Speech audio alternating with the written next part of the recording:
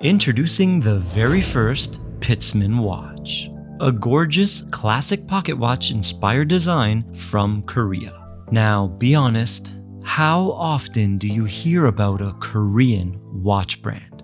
They are definitely a rare breed in the watch world, so naturally, I was stoked to see what they could bring to the table.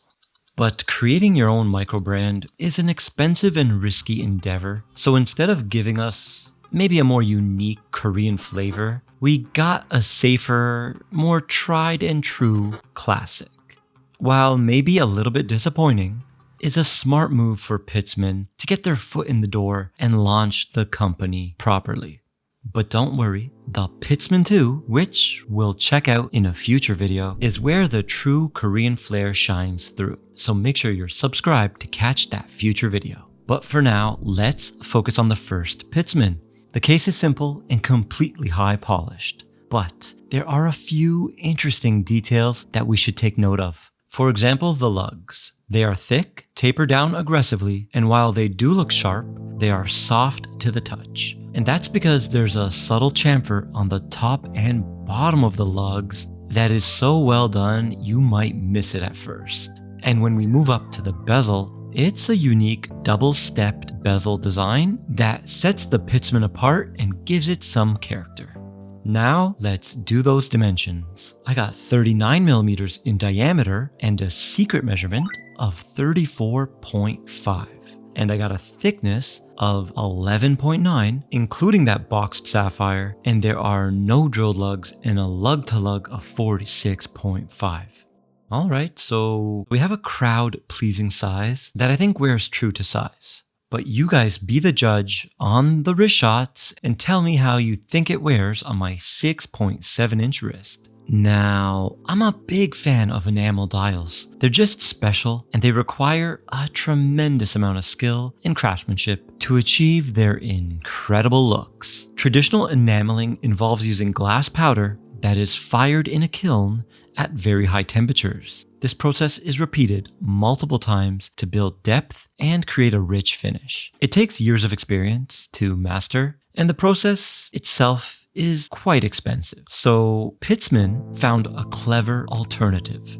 This dial is made using a process called cold enameling, which, when you think about it, is an interesting term because it's not real enamel. It's more of a marketing term. Cold enamel is essentially just a resin coating. So they take a base brass dial and just coat it in resin. The resin mimics the look of real enamel, but it still offers high durability, and the final results looks pretty good. Although, I will say, it does lack the rich depth of true enamel. It's still a very nice dial and pleasant to look at. The dial is bright white, glossy finish that looks premium, and I'm a huge fan of the thickly embossed black Arabic numerals that just gives this watch incredible at-a-glance legibility. The Pitzmann 1 was made to mimic classic pocket watches from the past, and a big part of that is, of course, the heat-treated blued hands. These are the real deal here, and they look fantastic.